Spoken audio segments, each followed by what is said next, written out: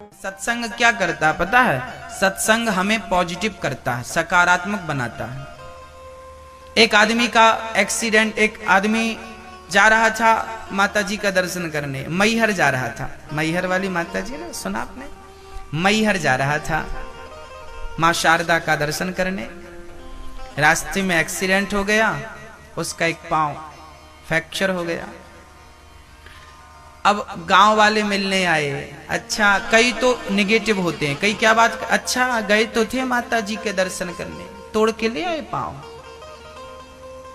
माता जी सच्ची थी तो बचाया क्यों नहीं? क्यों टूट गया पांव तुम्हारा?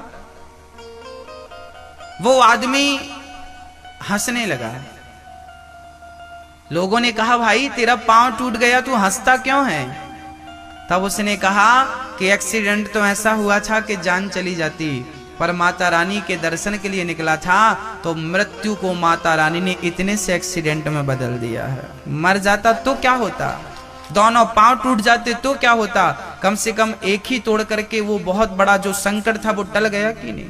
जीवन में जब भी कोई दुर्घटनाएं घटे, भगवान करे आपके जीवन में कभी कोई दुर्घटना ना हो, पर जीवन में कभी भी ऐसी स्थिति आए तो आप नेगेटिव ना सोचिएगा, नकारात्मक सोच मत रखिएगा कि ऐसा हो गया ना, हो सकता है कुछ बहुत बुरा होने वाला था, इतने से ही निपट गया। ये क्यों नहीं सोचते? भगवान कभी बुरा नहीं करते, जो कर्मों का फल है वो मिलके रहेगा, वो अलग विषय हो गया, पर ईश्वर किसी का बुरा करते नहीं है। वो भगवान माता पिता हैं, वाक्य कहे बल बुद्धि बढ़ जाता है। इसलिए अपना बल, अपनी बुद्धि विकसित करिए, घटिया सोच से बढ़िया सोच की ओर बढ़िए, सोच अच्छी रखिए। हाँ, भगवान में कभी भी विश्वास कम नहीं रखना, विश्वास कम नहीं होना चाहिए, विश्वास दिनों दिन बढ़ना चाहिए। जीवन में संकट आते हैं, क्या राम के जीवन में संकट नहीं आए? राम को भी तो 14 साल के लिए वनवास जाना पड़ा। अब आप पूजा पाठ करें और बाप कहे कि चल निकल घर से, तो आप कहे लो मैं इतनी पूजा करता था, बाप ने घर से निकाल दिया। अरे भाई, तो पिता ने तो, राम के पिता ने भी घर से निकाल दिया था, भगवान को ही निकाल दिया था, तो आपके पिता ने निकाल दिया, तो उसमें आश्चर्य क्या है? संकट तो राम के जीवन में भी थे, नंगे पांव 14 साल तक चले थे, कितने कांटे कंकड़ चुभे होंगे, पर राम तो राम थे ना। मेरी माँ, जीवन में संकट आए इसका अर्थ ये नहीं कि हम ये सोचने लगे कि नहीं नहीं नहीं अब पूजा नहीं करेंगे, पाठ पूजा भगवान तो होते ही नहीं, होते तो संकट से बचाते नहीं, बचाते हैं वो बचाते हैं। संकट क्यों आते हैं फिर? बोले संकट इसलिए आते हैं कि भगवान देखते हैं कि मेरा भक्त कच्चा है कि पक्का है। अरे सुख में तो सब भगवान को भज लेते हैं, पर ऐसी स्थिति में भी भगवान पे विश्वास रखो तो जाने कि सच्चे भक्त हो। ये तो कसौटी में कसने के लिए भगवान एक डेमो देते हैं आपको।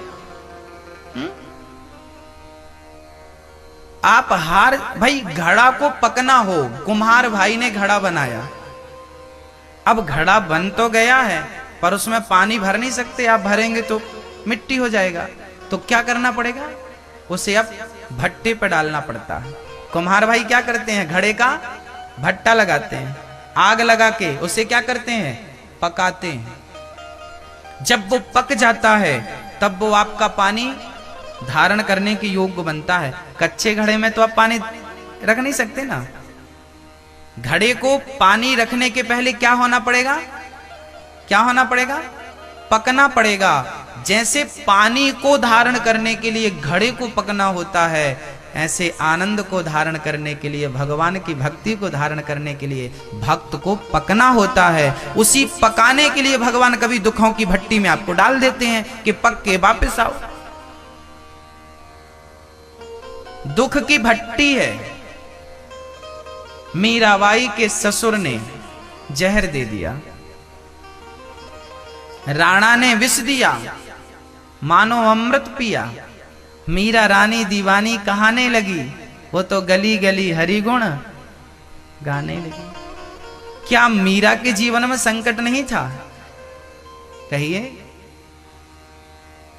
राजा की बेटी थी और राजा की ही बहू थी, भोजराज के संग शादी हुई मीरा की, ससुराल आई, पर मन तो भगवान में था ना, पति में तो था नहीं। जहां कीर्तन होता तो वहीं चली जाती, सास पकड़ के बाल पकड़ के लाती, चल नाम खराब कर रही है तू।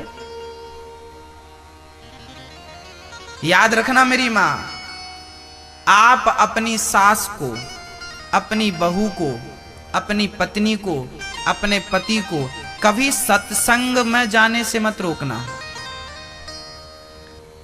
कभी कथा सुनने से मत रोकना। यदि आपने भगवान की ओर बढ़ने से किसी को रोका तो परिणाम बहुत बुरा होगा।